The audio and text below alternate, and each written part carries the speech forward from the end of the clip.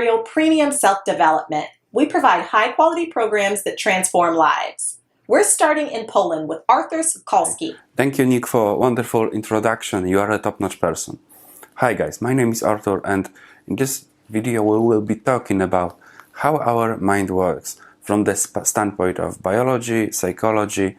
Then we will talk about how to use our mind on this planet to consciously create our life, how to make things happen, how to use mind to make things happen. So let's get straight to the point. Let's talk about how our mind works from biological standpoint. As maybe you remember, we learned this in biology classes, how we create neurons in our mind. When you learn something, when you focus on something for some amount of time, there are being neurons created in your mind. This is neuron, yeah, this is neuron, these neurons connect to each other and they create something called neurological connections. You can call it neurological trees. So this is how, from the biological standpoint, our mind learns. It creates new neurons, it creates new neurological connections. Actually, there is a beautiful video that shows this. I don't know, it was used, it was recorded from some high-powered microscope, how neurons are being created. They act like some plasma, and then they create and connect to each other. Anyways, this is how it looks, that anytime you focus on some topic, you create new neurons, they connect to each other, creating a neurological pathways, neurological trees, call it as you wish. After that, after a neurological tree have been created in your mind, it becomes a channel for electrical energy, for some emotional energy, and these trees are pulsating in your mind and creating emotions, creating emotional states. This is how emotions are created. When you create these trees of thoughts connected by some sense, by some meaning, logical for you, meaning logical for you, it becomes a tree, and this tree of neurons is becoming a channel for some energy, some electrical energy, and then it becomes your emotions, your emotional states. Unfortunately, these days and in the past, most people are habitually negative. Actually, we will be talking in a second about habits. These trees, from a psychological standpoint, they are habits. This is a habit because this neurological tree, from a biology standpoint, is created. It exists there, and the other day it will crave another energy for existence, for development. So if you wake up another day with this tree created, it craves more energy. Unfortunately, most people on our planet are habitually negative. Just look at the news, just look at the internet, just look at the comments, just look what the general public is talking about. People are full of fears, people are full of scarcity, people have, just look at the news, some negative comments, negative information, some scandals. This is how we communicate. Maybe not we, I hope you and me are on a higher level. So from a biological standpoint, when you focus on something, when we learn something, we create these neurological trees which became a path for some emotional energy, some electrical energy, and after this tree is big enough, it becomes a habit. It craves more energy. So psychologically, you want to do this kind of thinking more and more, to simply develop, to grow, to exist. Okay, this is biology of how we create knowledge, how we create new thought habits, new emotional habits as well. Okay, Let's now talk about this thing from psychological standpoint.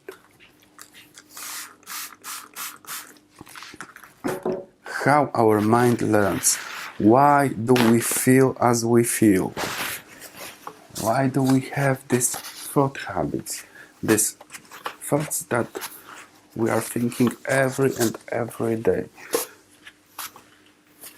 Let's talk about the science of habit creation. Now, from a psychological standpoint. So, the psychology of learning. Our mind learns new things in 4 stages. First step is step called unconscious incompetence.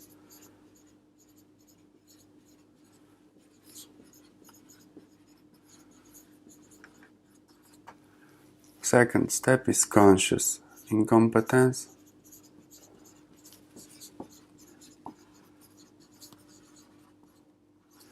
Third step is conscious competence.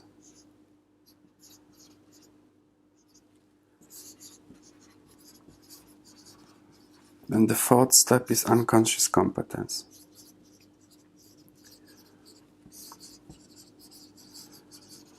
I will explain everything in a second.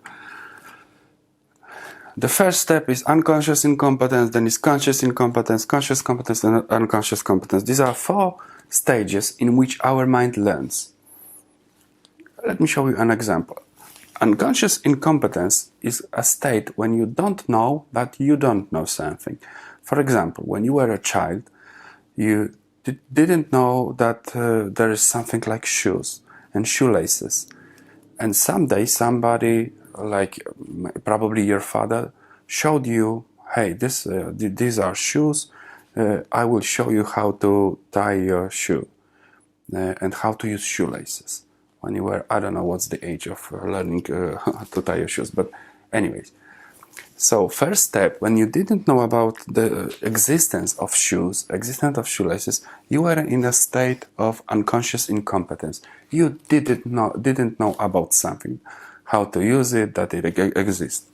But after your father showed you, hey, these are shoes, look at my shoes, you were conscious incompetent because you knew that there is something, there exists something that you are incompetent about.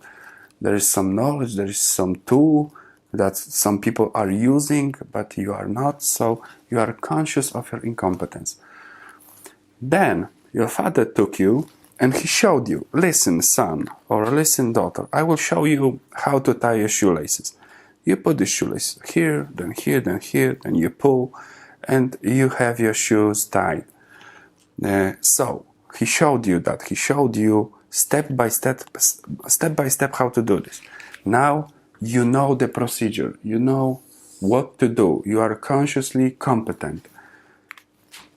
Consciously competent. Competence is the procedure. Competence is the knowledge how to do something, and you are conscious about it. Conscious means that you have to think about it every time you do it. So when you tie your shoelace, you have to think, okay, this shoelace goes here, this goes here, this goes here, and now I pull, and my shoe is tied. You have to go through the procedure couple of times, and after some amount of times of you tying the shoelace, you become unconsciously competent. This means that you don't have to think every time and go through the procedure in your mind. It becomes a knowledge. It goes to a place which is called like knowledge base. We have this unconscious knowledge base. When we do something and it works, after a while it goes to a place of a mind which is called unconscious competence. And then you can tie your shoe without thinking. You can tie your shoe while talking to somebody. You don't even spend a second of thinking about tying your shoelace. You just tie your shoe. You just kneel and tie your shoe. This is how we are walking. You don't have to think Okay, now right leg, now left leg, balance, right leg, left leg, keep balance, keep balance. You don't have to think about it because this is your unconscious knowledge. Unconscious knowledge, okay? And the psychology of this is, what's the purpose? What's the purpose of learning new things? What's the purpose of this program? We are learning how to consciously create our lives, how to have better lives, more constructive, positive thought habits. We will be creating knowledge, we will be creating positive habits of how to use the mind for life creation, and our aim will be to get this knowledge to unconscious competence. This means that you will be using this knowledge without any effort, without any conscious effort to do it. But before that, we have to learn the competence, how to do things, and what actually it is. So, remember this child. Firstly, this child did not know that there is a shoe. So, for example, the knowledge we are talking about is conscious creation of our lives. How to consciously create your life as you want it to be, how to have better life, more constructive thought habits, and how to use your mind for your life creation. Now you know, okay, there is this knowledge, life creation. There are some people who use their minds to consciously create their lives as they want it to be. Okay, now you are consciously incompetent. You know that there are such people who use this knowledge. There is some knowledge about some shoe, some shoelaces, and you didn't know about it, but now you know. Then we will talk how to do it, how to use these techniques, how to use processes, how this knowledge works, all the knowledge behind it. We will become consciously competent. After we become consciously competent, we will do some exercises, we will do processes, and we will be doing them for some amount of time. After this amount of time, they will become unconscious competence, unconscious knowledge, the bank of knowledge, and you won't have to go through the procedure with your conscious mind. This is the psychology of learning, the psychology of habit. This is how, from the psychological standpoint, our habits are created. In first step, you are unconscious competent of something that exists over there. Then somebody told you about it. You are now consciously incompetent. Okay, there is a computer. People are using it. But I don't know how to use it. Now I am consciously incompetent. Somebody told me, hey, listen, this is keyboard. You push these buttons and you can write something. And you use this keyboard once, twice, some couple of times, and then you can use the keyboard without thinking about it. You don't think about it. You just open computer, and you don't have to think that, okay, now I have to push here, now I have to use the mouse, now I have to push here. No, it becomes a unconscious competence. This is how habits are created from a psychological standpoint. What's important about this is to create habits, thought habits that support you, thought habits that make you feel good, thought habits that are pleasurable for you. Unfortunately, as we said on the beginning, most people on our planet are programmed negatively. Most emotions are negative. Just look at the news. Look at the newspaper titles. What are people talking about? What the general public is talking about? And our aim is to. I will draw actually what is the aim of this program. So, when we grow up, we take these thought habits from our parents, from the previous generation, from media. So you can say that the typical person bears this cloud of negative things, negative thought habits, negative emotions that are his habits, and he wake up with these fearful thoughts, with this scarcity, and with this survival things. After a while, when our aim with this program is to create positive cloud, we create positive thought habits, and after these positive thought habits become bigger than this negative cloud, this is the point when magic starts to happen. This is the point when you become unconsciously positive. When you wake up with ideas, when you wake up with good feelings, when you wake up with good thoughts, actually not 100% good thoughts, but the amount of the psychological pathways, this neurological pathways, neurological trees will become bigger than the negative.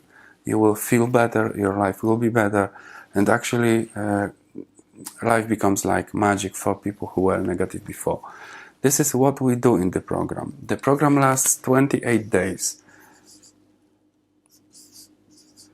Some psychological sources say that you create a new thought habits in 21 days. Some say 30 days. Actually, each activity has its own span to get to unconscious competence. We do exercises for 28 days.